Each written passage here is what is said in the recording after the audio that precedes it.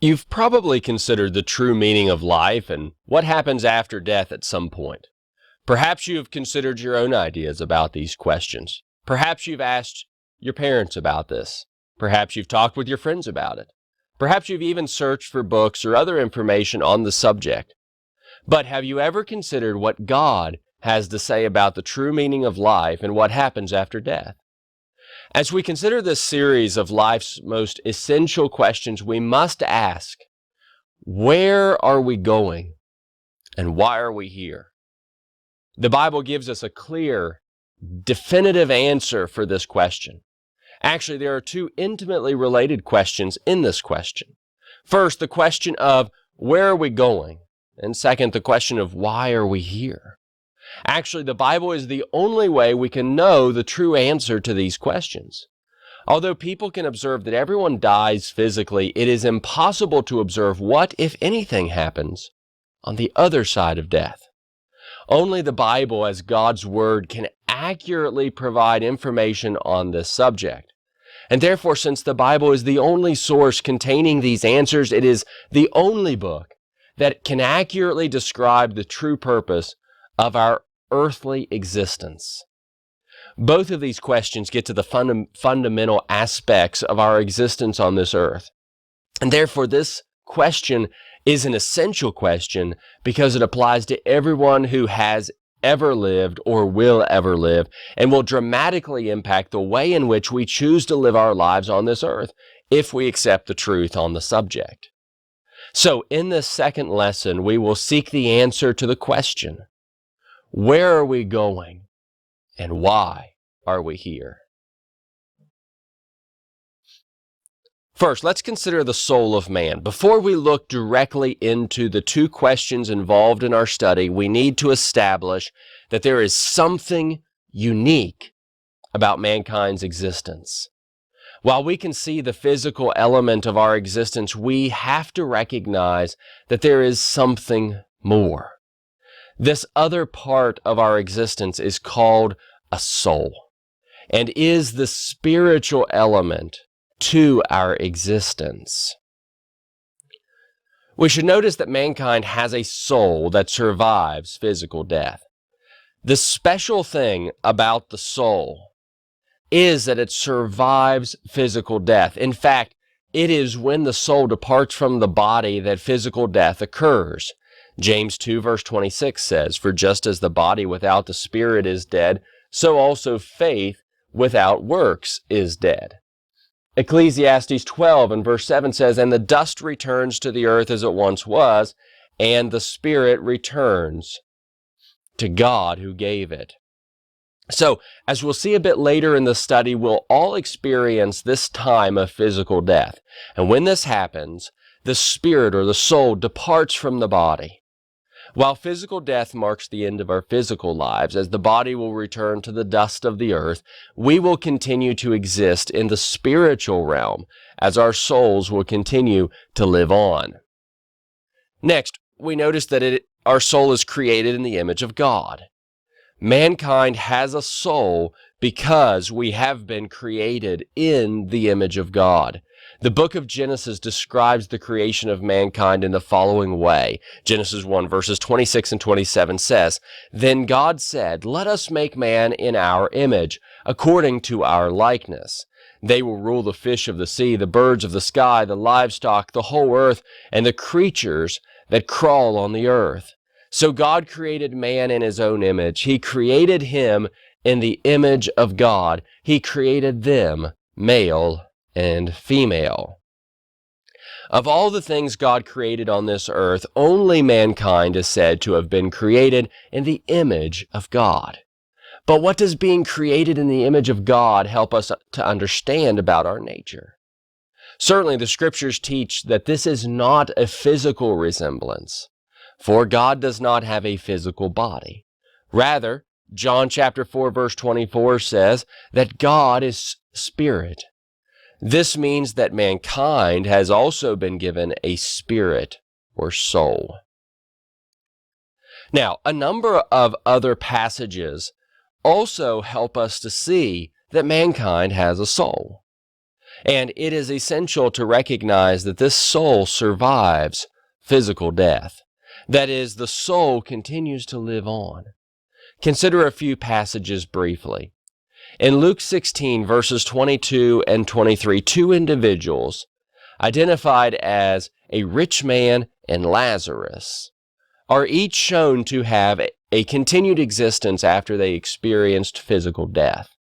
It says, one day the poor man died and was carried away by the angels to Abraham's side. The rich man also died and was buried.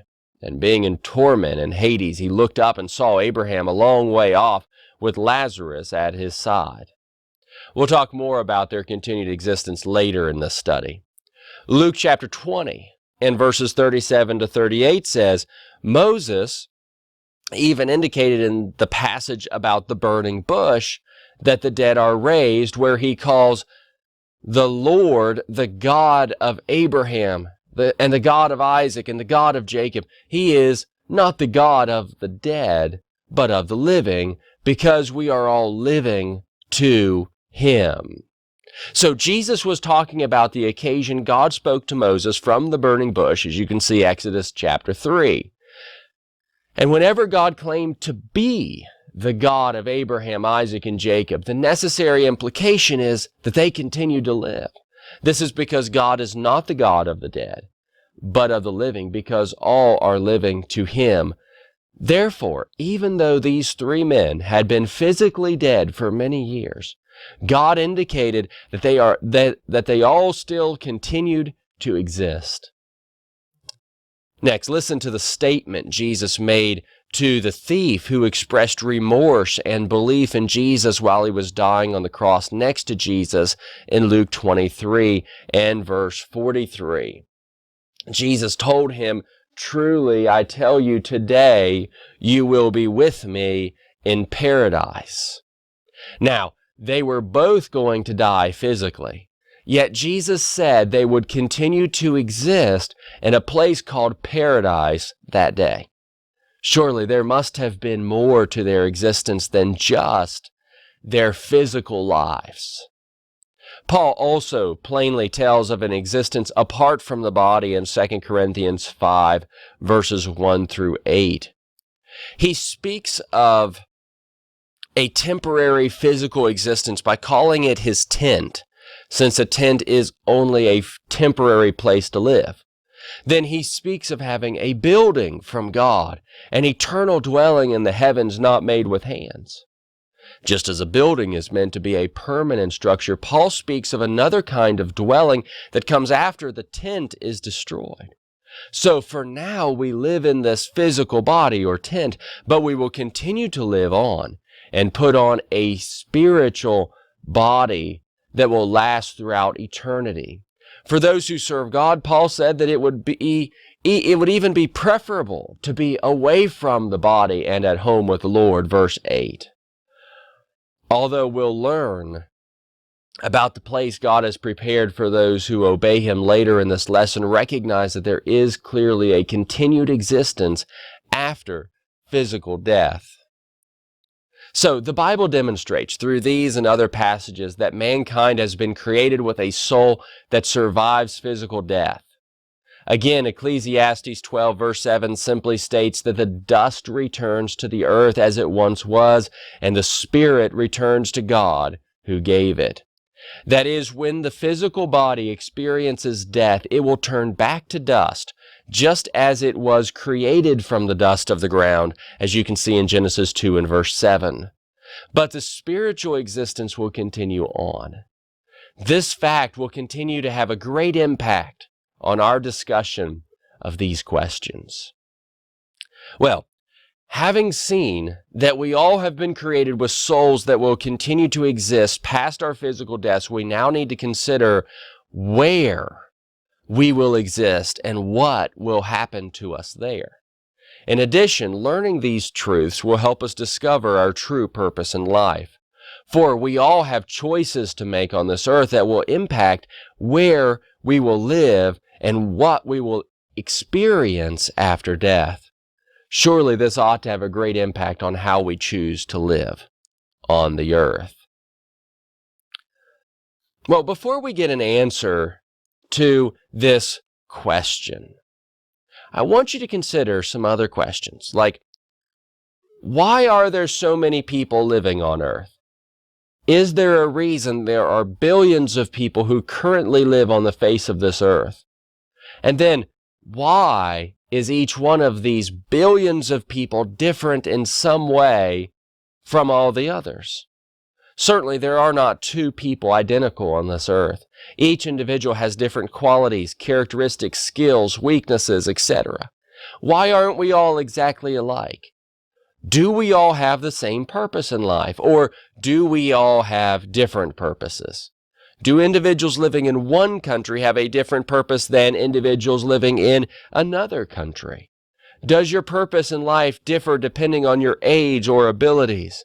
Does your purpose in life differ from another depending on whether you are wealthy or poor? While there are billions of people living on this earth and billions more who have lived previously, and while we are all different in so many ways, there are some similarities. And as we'll see in this lesson, it is through these similarities that we will find the true purpose in life. But what are our similarities? First, we've already seen that we each have been given a soul that survives this earth. Second, we will all die, be judged, and spend eternity somewhere, either in heaven or in hell. All of this works to demonstrate that we all have the same purpose in living on this earth, which we'll talk about more a little later in this study. So first, let's think about death. We are all going to die someday. That is, we all have an appointment with death. Hebrews 9 verse 27 says, "And just as it is appointed for people to die once, and after this, judgment." Just as an appointment indicates that you have something to do or somewhere to be at a specific time, having an appointment with death indicates that we will all certainly experience physical death. The only difference between a normal appointment and this appointment is that we don't know our appointment times with death. Yet no matter who you are, that is, no matter how old or young you may be, how healthy you may seem to be, how important you may be to other people, how much money you have, etc., you will die. Additionally, James put the duration of our lives into perspective by comparing them to a vapor that appears for only a short time and then it vanishes away. And he also emphasizes that we don't know how long our lives will last. He writes in James 4 verses 13 to 16, "Come now, you who say, 'Today or tomorrow we will travel to such and such a city and spend a year there and do business and make a profit. Yet you do not know what tomorrow will bring, what your life will be. For you are like a vapor that appears for a little while and then vanishes. Instead, you should say, if the Lord wills, we will live and do this or that. But as it is, you boast in your arrogance. All such boasting is evil." As you embrace the reality that you will die, just as everyone will die, you should consider exactly what happens. Of course, all the functions of your physical body that work to sustain your life stop. Your heart stops beating, your brain stops functioning, your organs stop working, etc. And then the Bible describes physical death as being the time your physical body and soul separate. Again, James 2 verse 26, in making a point about the connection between faith and works, says, "For just as the body without the spirit is dead, so also faith without works is dead." Also, Ecclesiastes 12 and verse 7 says that your physical body will return to the dust of the ground, but your soul will return to God. The Bible clearly teaches that you will experience physical death, as your soul will depart from your physical body. And then we must continue to study the Bible to see what happens to your soul after your physical death. Next, let's consider Hades. Those who die before Jesus comes back will go to Hades. Hades is the realm of the dead. It is the place where those who have died in the past are today. And there are two sections or compartments to Hades that are described in Luke 16, verses 23 through 26, the passage describing the rich man and Lazarus I referenced earlier.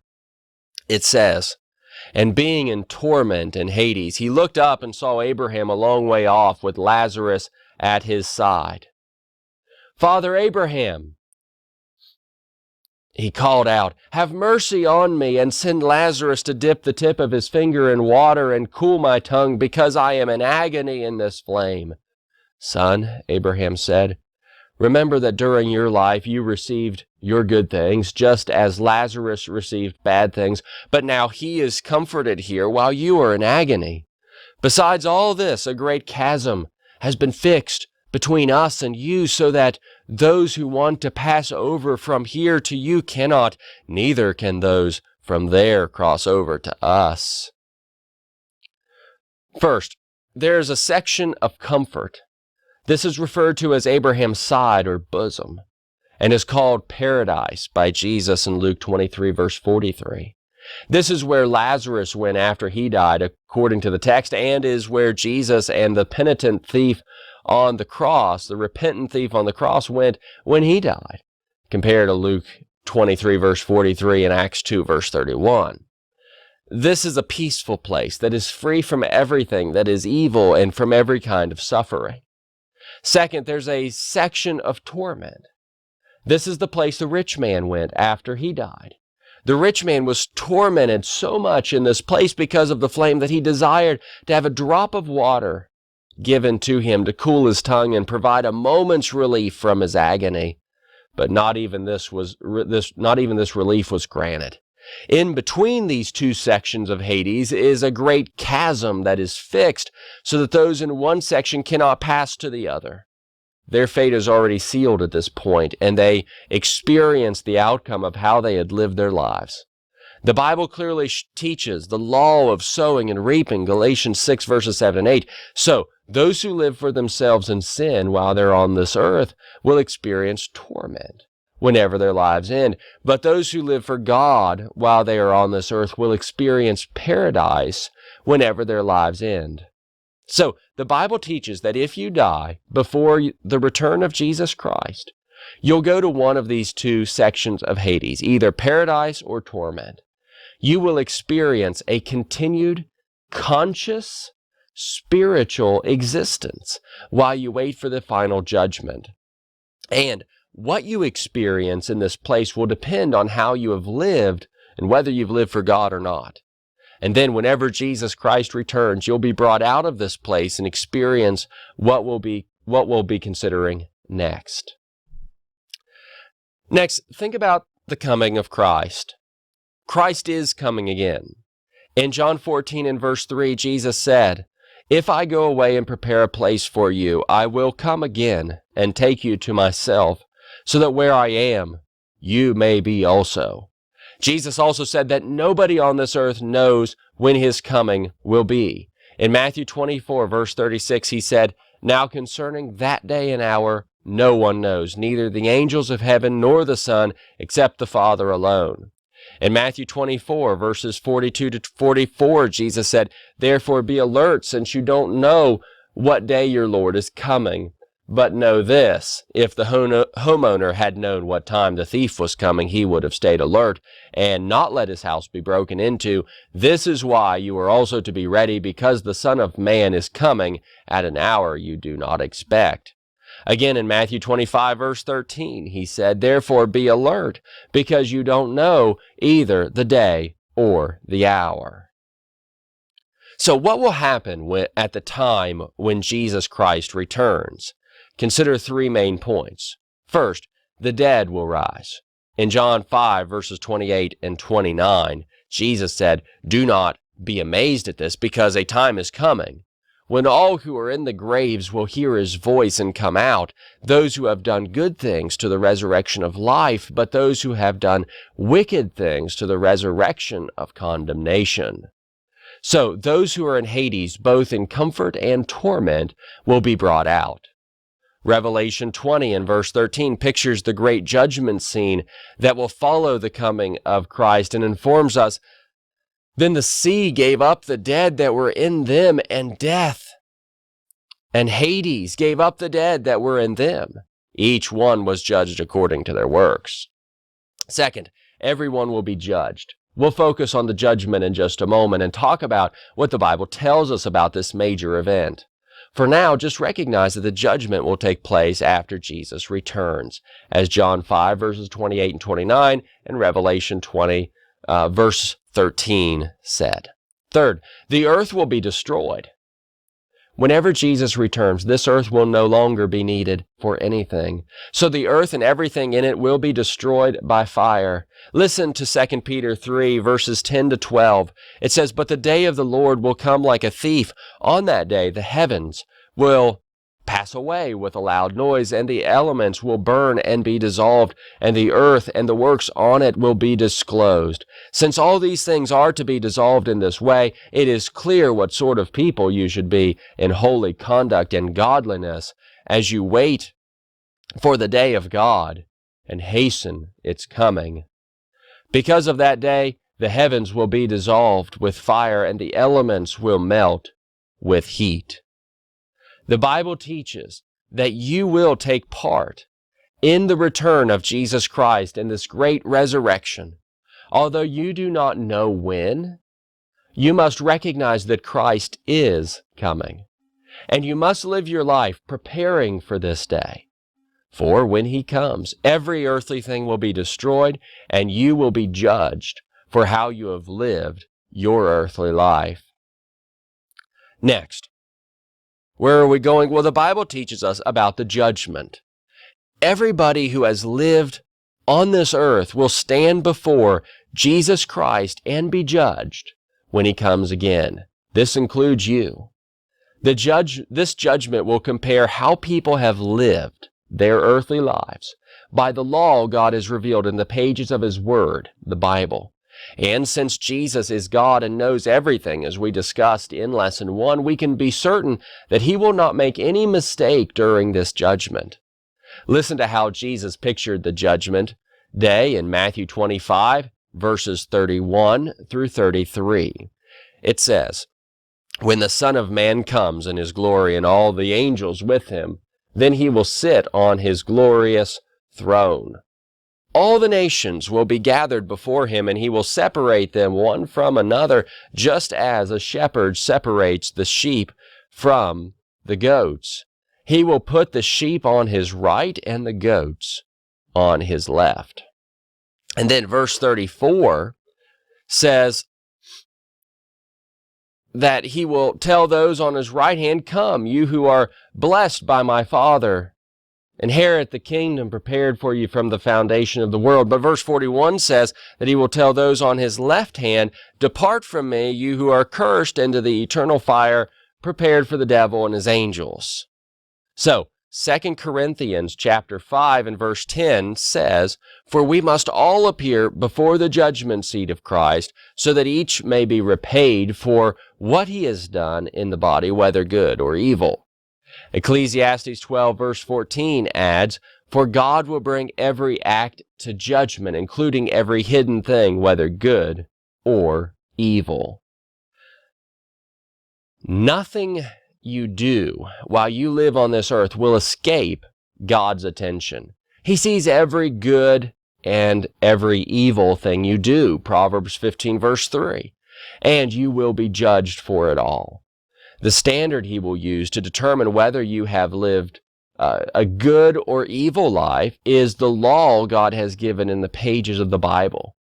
For you and everyone who is living today, the law given in the pages of the New Testament will be the standard. Jesus said in John 12 and verse 48, "The one who rejects me and doesn't receive my sayings has this as his judge. The word I have spoken will judge him on the last day." And when the judgment day is pictured in Revelation 20, verses 11 to 15, verse 12 says, "I also saw the dead, the great and the small, standing before the throne, and books were opened. Another book was opened, which is the book of life, and the dead were judged according to their works by what was written in the books. These books are the books of the Bible that contain the words of God. The Bible teaches that you will be judged according to the things you have done while you've lived on earth, whether they were good or whether they were evil. You will not escape this judgment, and you will not be able to hide anything you have done from the one who will judge you. And then let's understand, as we think about where are we going, the Bible teaches about eternity. The soul God has given to mankind will continue to exist forever. As we saw from Matthew 25, there are only two options as to where each person will spend eternity. Based on the judgment you receive, as previously described, you will either spend eternity in heaven or in hell. Let's take a moment to consider what eternity in heaven will be like. It is described as eternal life in Matthew 25 and verse 46. This is a beautiful place that is a true paradise pictured in Revelation 21 verse 1 through 22 and verse 5. It is a place where there will be no pain, sorrow, or death, Revelation 21 verse 4. It is a place where there will be no evil. Revelation 21 verse 27 says concerning heaven, nothing unclean will ever enter it, nor anyone who does what is detestable or false, but only those written in the Lamb's book of life. And it is a place where you will forever be with God. In John 14 verse 3, Jesus promised, if I go away and prepare a place for you, I will come again and take you to myself, so that where I am, you may be also. And then let's also take a moment to consider what eternity in hell will be like. It is described as eternal punishment in Matthew 25 and verse 46. It is a place represented by fire and darkness. Revelation 21 verse 8 says, but the cowards, faithless, detestable, murderers, sexually immoral, sorcerers, idolaters, and all liars, their share will be in the lake that burns with fire and sulfur, which is the second death. Matthew 25 and verse 30 pictures this place as a place of outer darkness where there will be weeping and gnashing of teeth. Mark 9 verses 47 and 48 says, and if your eye causes you to fall away, gouge it out, for it is better for you to enter the kingdom of God with one eye than to have two eyes and to be thrown into hell, where their worm does not die and the fire is not quenched. And it is a place where you will be eternally separated from God. 2 Thessalonians 1 verses 8 and 9 says that those who do not know or obey God will experience God's vengeance with flaming fire and will pay the penalty of eternal destruction from the Lord's presence and from his glorious strength. So, hell will be a truly godless place that is full of complete agony. The Bible teaches that you will certainly spend your eternity in one of these two places. You could spend eternity in heaven, where you'll experience all the joys we have described and be forever with God. Or you could spend eternity in hell, where you will experience the suffering we have described and be forever separated from God. As you consider your two options as to where you will spend eternity, you must seriously evaluate which one of the two you want to live in. Clearly, there's a connection between how you live your earthly life and where you will spend eternity. And no one who really understands what heaven and hell will be like wants to miss out on heaven and go to hell. So it's important to make up your mind right now that you will do whatever God says you must in order to go to heaven. Third, we want to think about now, why are we here? Since these things describe where we're all going, it is necessary for us now to consider the question, why are we here? The answer to the second question is dependent on the things we have already established, that we have been created with a spiritual existence, that is a soul that survives physical death, and the things that will happen at and after death. For our purpose in living on this earth cannot be just about the getting and experiencing of earthly things.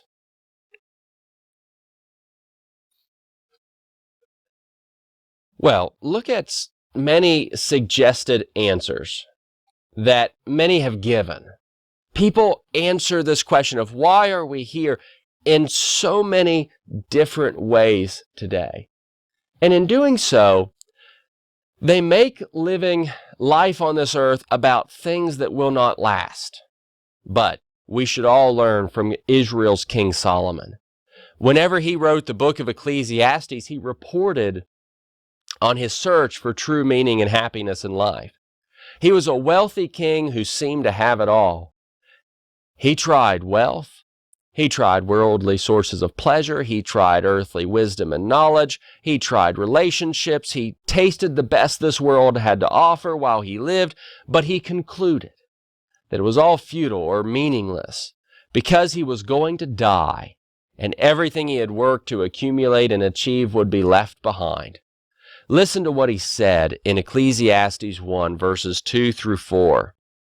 Absolute futility, says the teacher. Absolute futility. Everything is futile. What does a person gain for all his efforts that he labors at under the sun? A generation comes and a generation goes and a generation comes, but the earth remains forever. He continued in Ecclesiastes 2, verses 9 through 11. So I became great and surpassed all who were before me in Jerusalem. My wisdom also remained with me. All that my eyes desired, I did not deny them. I did not refuse myself any pleasure, for I took pleasure in all my struggles. This was my reward for all my struggles. When I considered all that I had accomplished and what I had labored to achieve, I found everything to be futile and a pursuit of the wind. There was nothing to be gained under the sun. A man who seemed to have everything there was to have and experience on this earth during the time he lived saw the absolute worthlessness of it all. He knew that he would soon die and lose everything he had worked for. So, like Solomon, let's consider a few of the false answers this question receives and understand why they do not actually offer the true explanation of our purpose in living on this earth. First is to gain wealth. Although wealth can be used to accomplish many good things, your wealth will not do you any good whenever you die. 1 Timothy 6 verse 7 simply states, "For we brought nothing into the world, and we can take nothing out." So the best that earthly wealth can do is a few temporary good works. Yet your wealth will clearly be of no benefit to you beyond this earthly life. Is this what life is all about? Second, many suggest, well, be happy. Happiness is also a good thing. But true happiness will only be found through living a life that's pleasing to God. While some turn to drugs, sex, physical possessions, and other earthly things for happiness, the happiness that is promoted by the Bible is not found through physical things.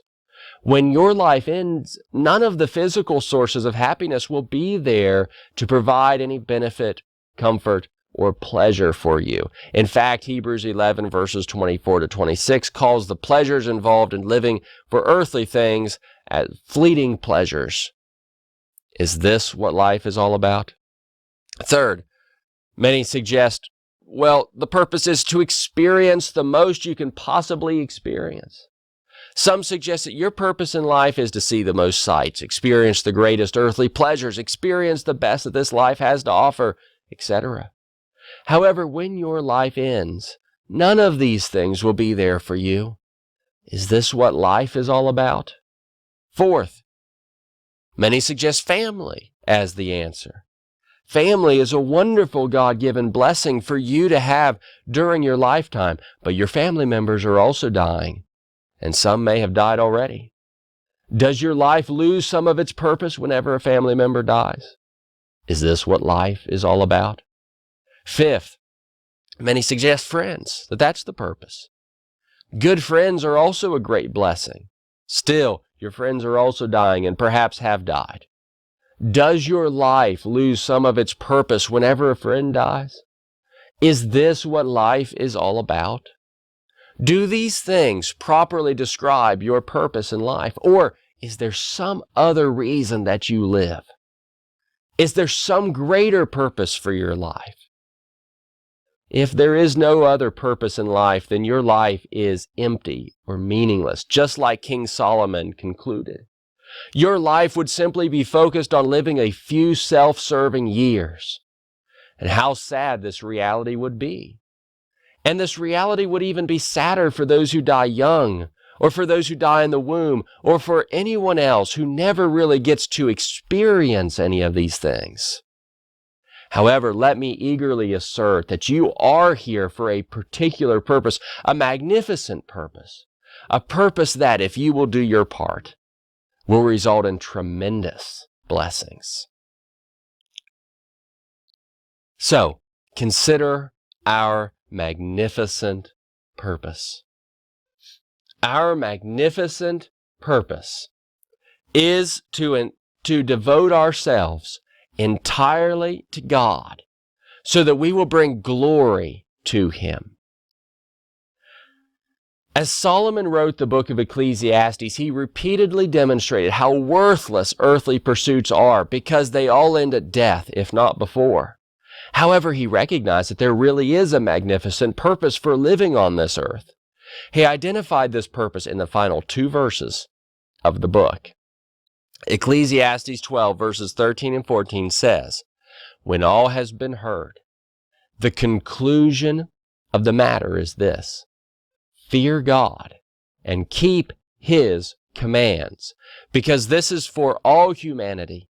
For God will bring every act to judgment, including every hidden thing, whether good or evil."